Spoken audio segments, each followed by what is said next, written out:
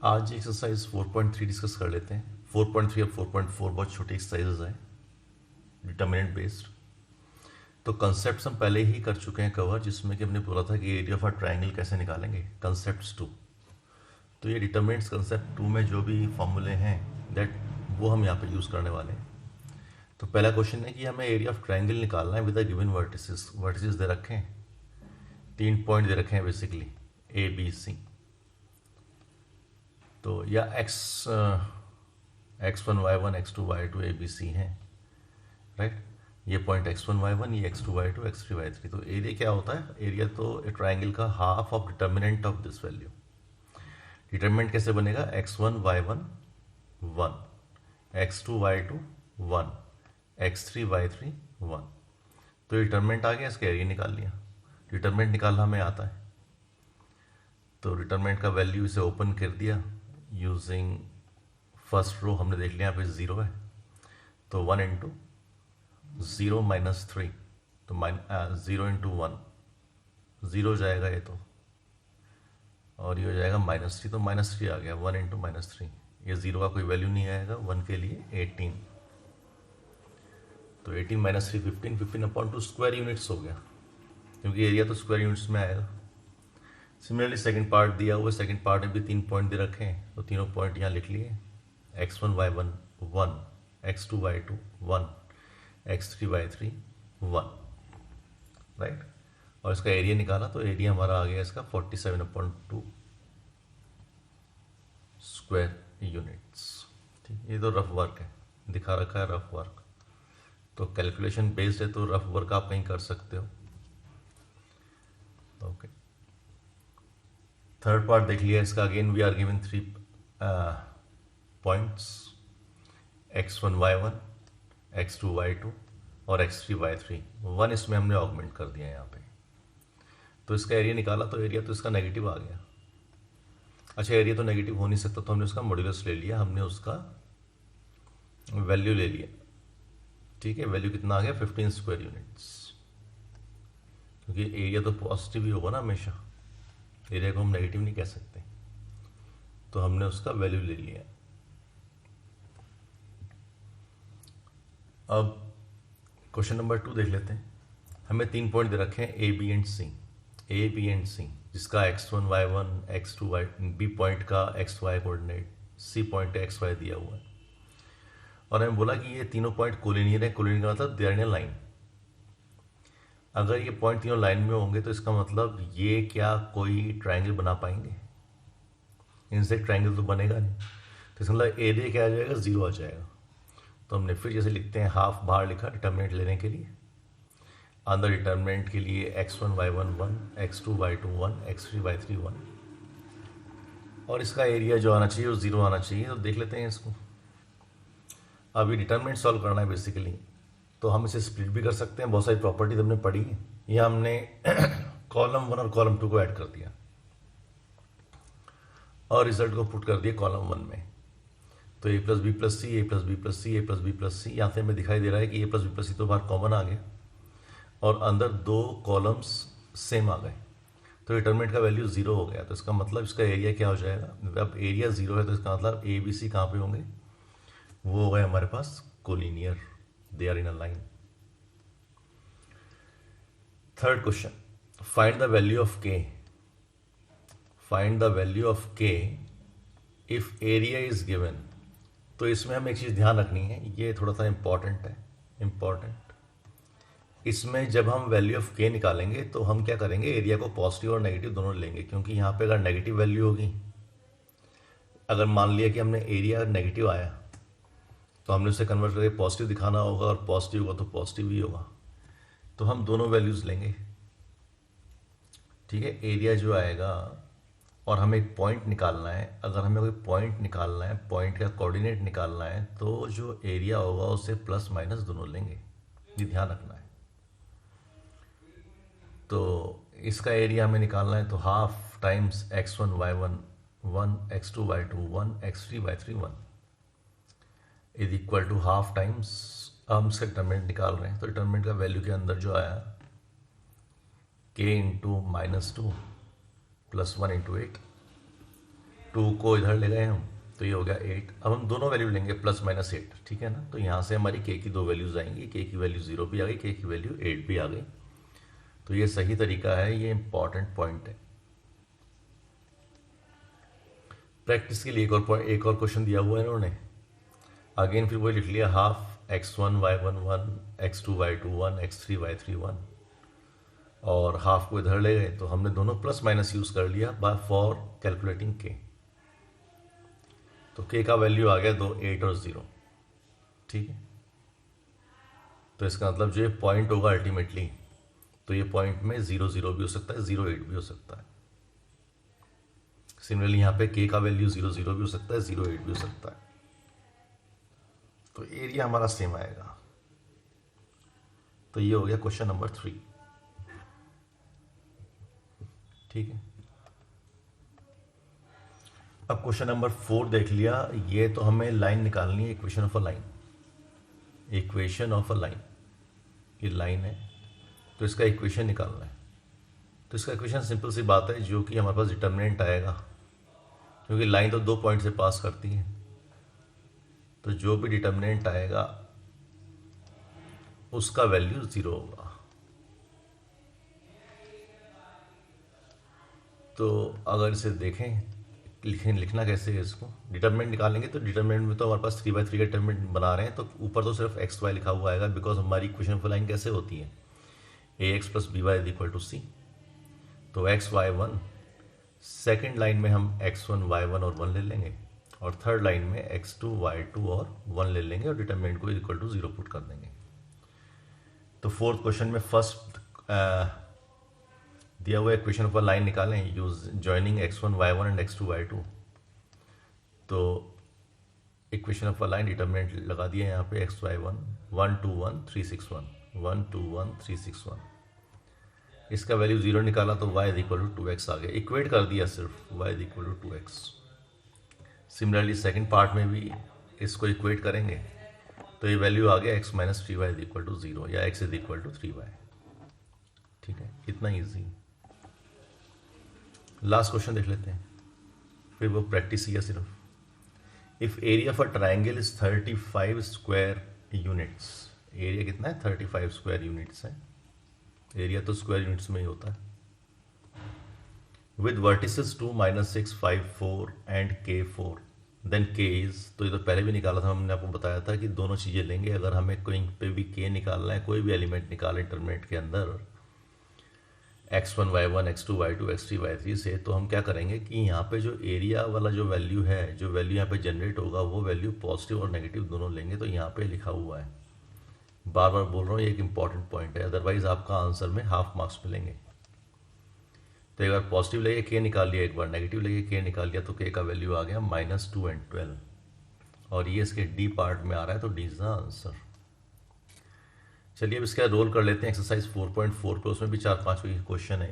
4.4 में रोल करते हैं, उस पर भी सिर्फ 5 क्वेश्चन है, और सिंपल ये determinant based, very easy. Okay, तो ये एक्सरसाइज 4.4 है हमारे पास, और 4.4 में बस ये माइनर हमसे निकलवा रहा है, कोफैक्टर निकलवा रहा है, बहुत थोड़े से निकाल देते हैं। ओके, हमें मालूम पड़ जाए माइनर क्या होता है, कोफैक्टर, बिकॉज ये सारे कहाँ पे यूज होने वाले हैं, इनका यूज आने वाला है एडजॉइंट निकालने में, एडजॉइंट निकालने में। ओके, तो हमें पहले दिया हुआ है ये फर्स्ट का फर्स्ट पार्ट है 2 - 403, इसका माइनर निकालें। तो माइनर तो अगर 2 का निकालना है, तो आप क्या करो, इन दोनों को, जो ये रोज और कॉलम है, इनको आप हाइड कर लीजिए, तो जो वैल्यू आएगा वो माइनर आएगा। तो ये 1 1 है एलिमेंट, ये जो एलिमेंट है 2, ये है A11, ऐसे डिनोट करते हैं, आपको पता है, ये हम बार बार कर चुके हैं, A21 A22। तो इसका जो माइनर आएगा, इसको हाइड कर लिया तो इसका माइनर आ गया 3, 1 2 के लिए इसको हाइड कर लिया तो इसका माइनर आ गया 0,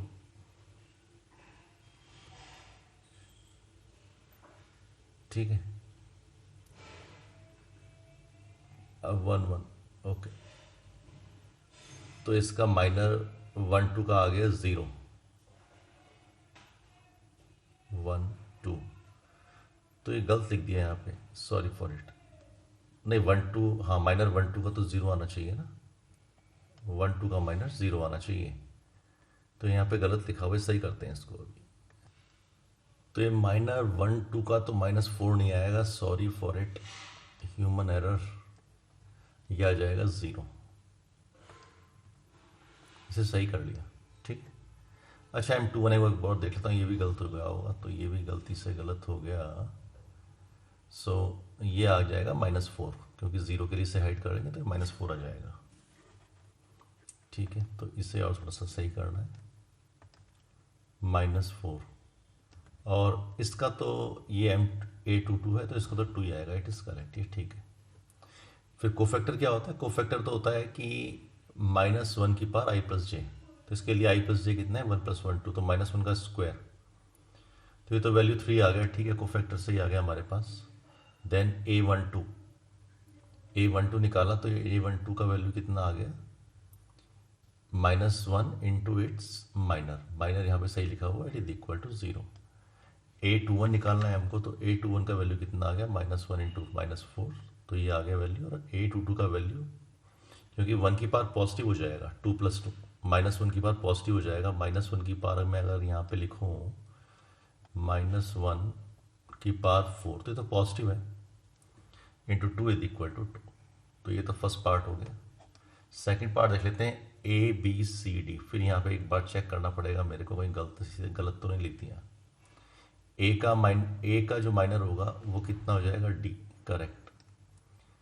C का माइनर कितना हो जाएगा, B, करेक्ट, ये सही लिखा हुआ है। M21 इसका माइनर कितना हो जाएगा, C, और M22 इसका माइनर क्या हो जाएगा, 8, A, ओके।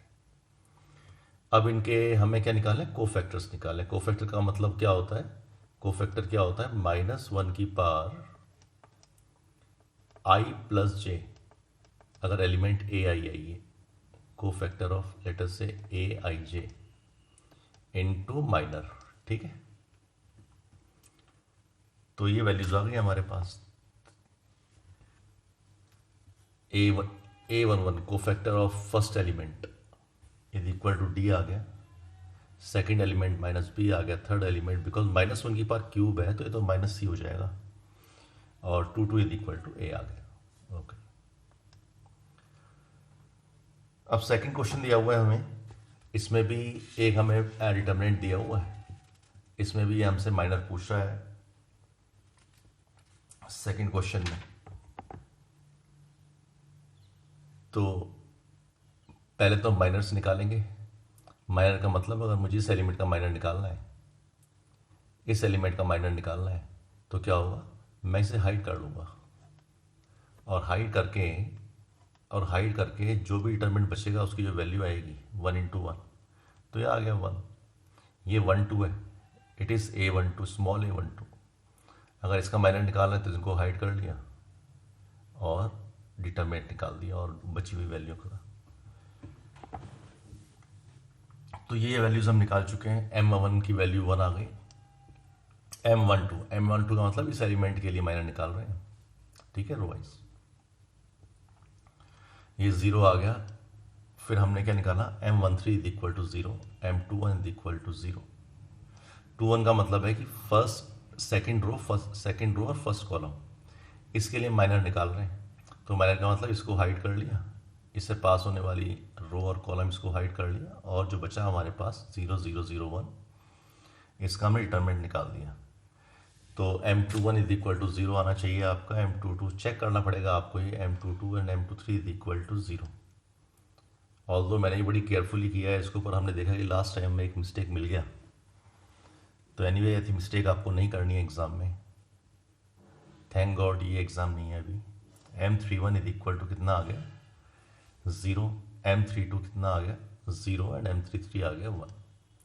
अब ये A से जो हम डिनोट करते हैं ये सारे कोफैक्टर्स हैं, कोफैक्टर्स मतलब -1 की पावर से मैंने मल्टीप्लाई किया हुआ है, -1 i की पावर i प्लस जे से, तो यहाँ से हमारे पास ये आगे कोफैक्टर्स 1 0 0 फर्स्ट रो के लिए, सेकंड रो के लिए आ गया हमारे पास, ये फर्स्ट रो के लिए लिखा हुआ है, फर्स्ट रो 1 1 1 2 1 3, ये सेकंड रो है और ये थर्ड रो है, ठीक है। तो यही आएंगे आपके भी। ओके, सेकंड दिया हुआ है इसमें, फिर वो डिटरमिनेंट बनाया हुआ है, डिटरमिनेंट में फिर हम वैसे ही हम वैल्यूज़ को निकालेंगे और आप देखोगे कि ये वैल्यूज़ करेक्ट हैं, दे आर करेक्ट, ठीक है। तो again it is the practice करने को दिया हुआ है। अब नेक्स्ट पार्ट पे आ जाते हैं, क्वेश्चन नंबर 3 पे। तो क्वेश्चन नंबर 3 में इसने क्या दिया हुआ है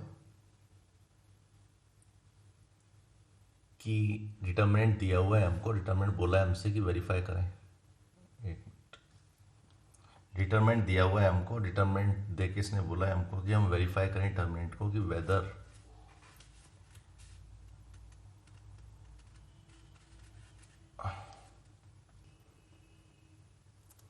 ओके।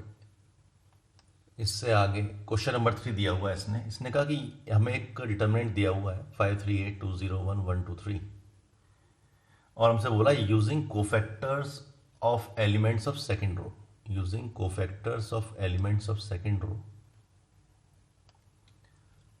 इवेल्युएट करना है डिटरमिनेंट। तो ठीक है, कोफैक्टर्स निकाल लिए इनके। हमें पता है कि डिटरमिनेंट की वैल्यू क्या होती है, डिटरमिनेंट की वैल्यू होती है एलिमेंट, जो भी आपका एलिमेंट दे रखा है ए आई जे, किसी रो के लिए किसी कॉलम के लिए, determinant element into its cofactor, ठीक है ना।